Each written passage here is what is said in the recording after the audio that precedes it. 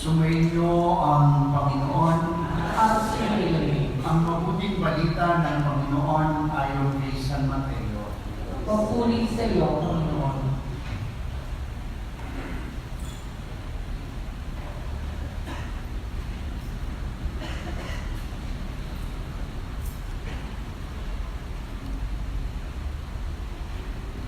Noong panahong iyon, sinabi ni Jesus sa kanyang mga alagad, ang pagdating ng anak ng tao ay matutulad sa pagdating ng baha noong panahon ni Noe. Noon, ang mga tao ay nagsisikain, nagsisiinom at nag-aasawa hanggang sa araw na pumasok sa daong si Noe. Dumating ang baha ng hindi nila namalayan at pinangay silang lahat. Gayun din ang mangyayari pagdating ng anak ng tao. Sa panahon iyon, may dalawang lalaking gumagawa sa bukid. Kukunin ng isa at iiwan ng isa. May dalawang babaeng magkasamang gumigiling. Kukunin ng isa at iiwan ng isa. Kaya magbantay kayo, sapagkat hindi ninyo alam kung anong araw paririto ang inyong Panginoon. Tandaan ninyo ito, kung alam lamang ng puno ng sambahayan, kung anong oras ng gabi, darating ang magnanakaw, siya'y magbabantay at hindi niya pababayaan pasukin ang kanyang bahay. Kaya maging handa kayong lagi, sapagkat darating ang anak ng tao sa oras na di ninyo inaasahan. Mga kapatid, ang mabuting balita ng ating kaligtasan. Pinupuri ka namin, Panginoong Jesucristo. Magsiupo tayo.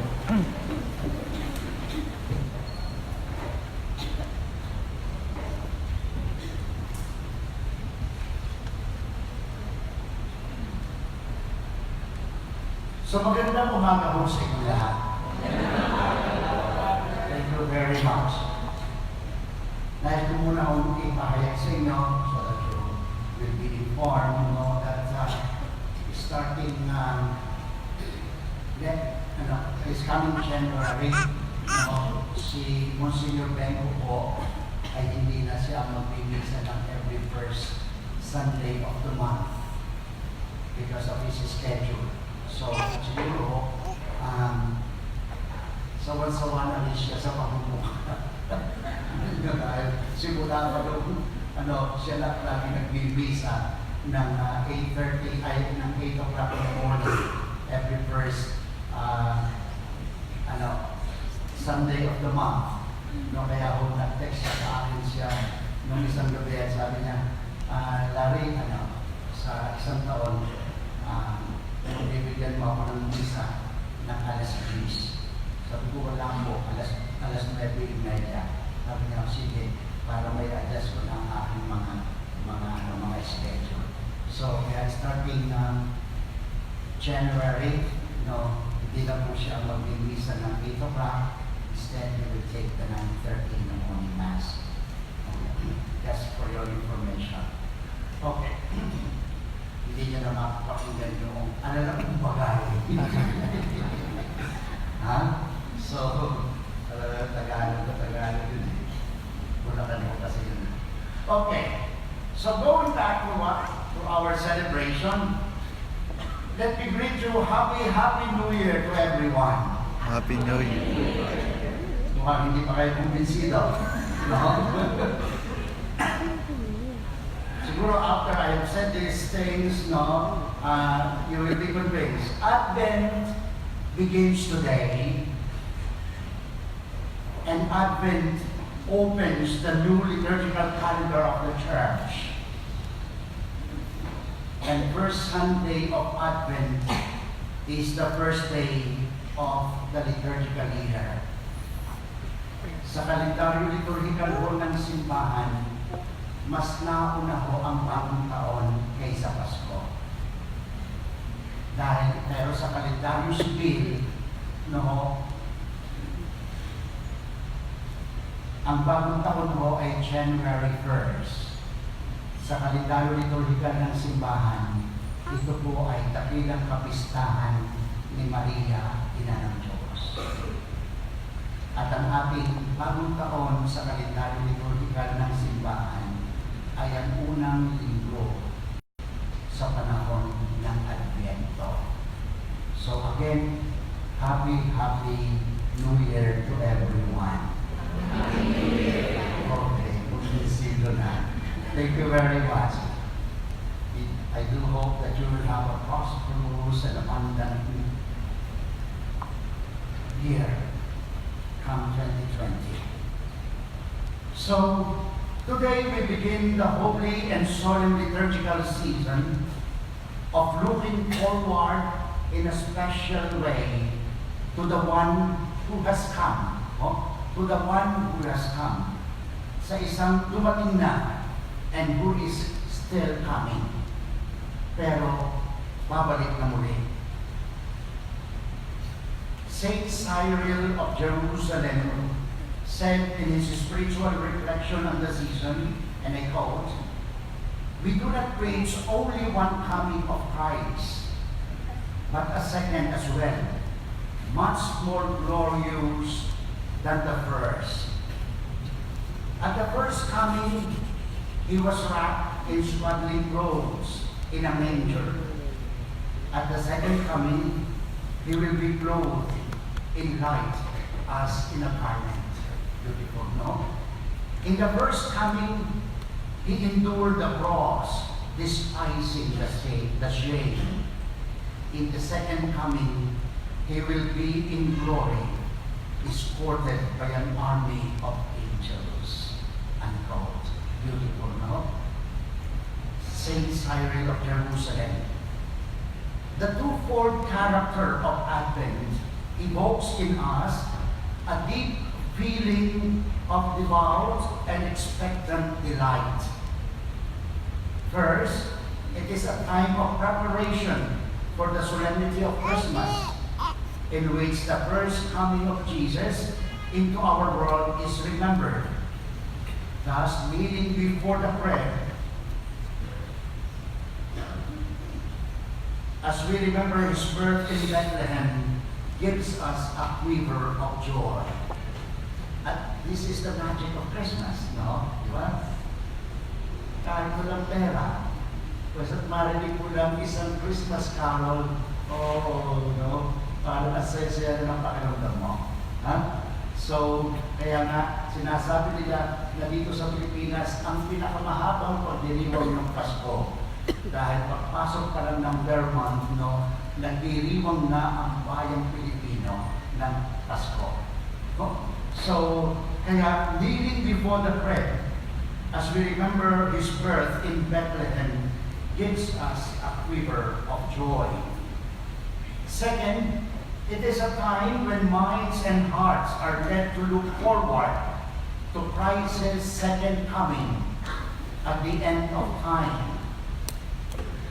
We look then beyond the first coming and await the second coming, and we dedicate ourselves to a renewed preparation to meet him worthily when at last he comes to us. However, though our hope is turned to the future, we remain firmly rooted in an event of the past. Jesus' message in today's gospel can be simply stated, if I may borrow the Nescafe's line, "Hoy, gising," or "Stay awake." Jesus invites us to stay on guard as we await his final coming. Thus, he said in the gospel, "Therefore stay awake, for you do not know on which day your Lord will come." So kaya mga anak na hindi laging ayahay ang buhay at akala mo'y wala ng katapusan ang hindi enjoy na kaligayahan.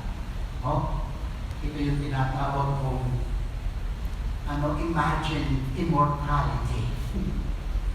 Imagine immortality. No? Dahil Akala natin atin ang mundo.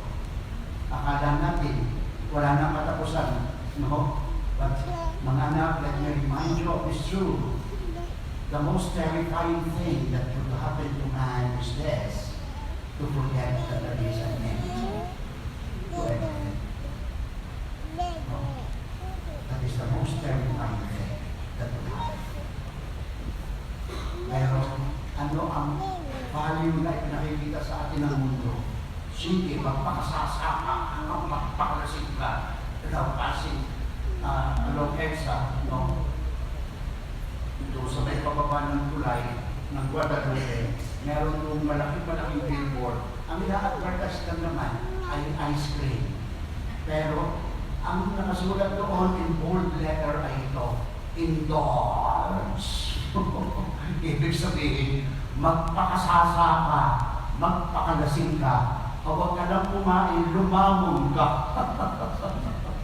Tapos maya-maya, masakit na batok mo, nahihilo ka na, mataas na yung blood sugar mo, mataas pa rin ang iyong blood pressure and everything. At sasabihin ko pa sa Panginoon, bakit? Sabi ng Panginoon, gusto mo sapa. Tigas na praktada mo ko. No? Ha? Akala mo, ngayon ka na nakakita ng pagkain eh.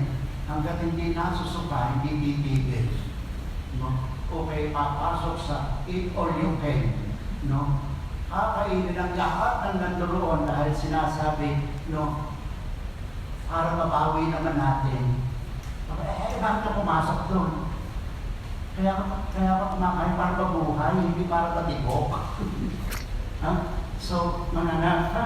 So, kaya we look then beyond the first coming and await the second coming.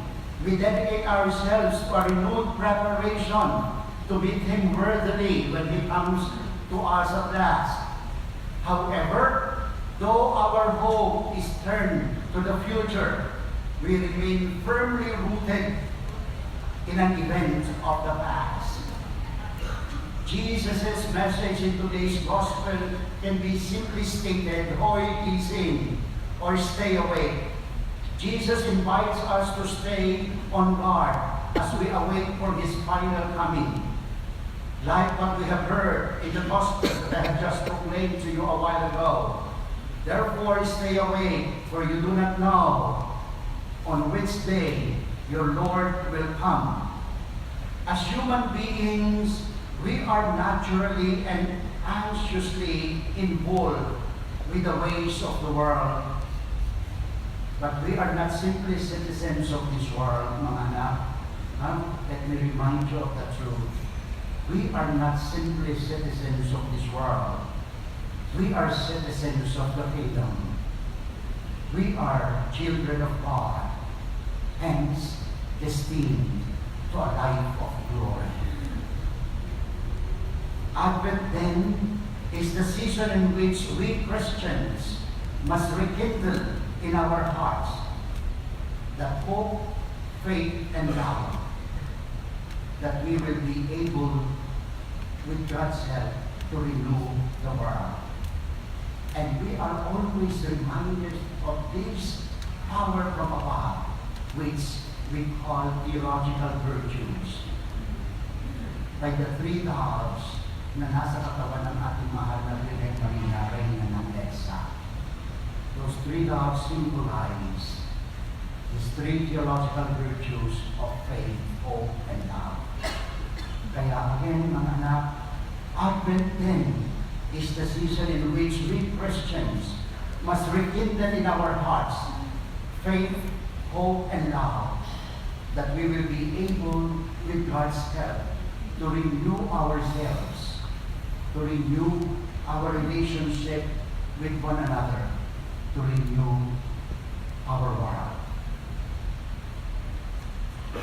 And one concrete way we can renew our commitment to the Lord and contribute in the renewal of the church and of the world.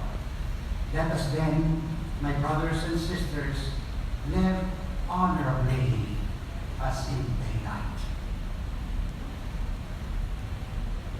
At lagi ako may sinasuggest sa inyo na tatlo. Honest, truthful, trustworthy citizens of this world. At hindi puro kasi malingan, kayabangan, na pati katotohanan ay hindi gusto at ang tatangal ay ang pangalian. As I used to say, mga anak, and I will say it again, there is nothing so beautiful that man can ever possess in his life than being honest, truthful, trustworthy. And we can embrace this tree if that power from above is alive in our hearts. Faith, hope, and love. So again, Advent then is the season in which we Christians must rekindle in our hearts these three powers from above, faith, hope, and love, that we will be able, with God's help, to renew our world, to renew our commitment to Him, to renew our relationship with one another.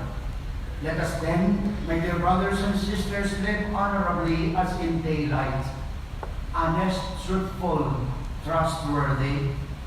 It is only then that the world will know that we are recipients, bearers, and channels of the first gift of the Word made flesh to the world, and that is no other than but peace.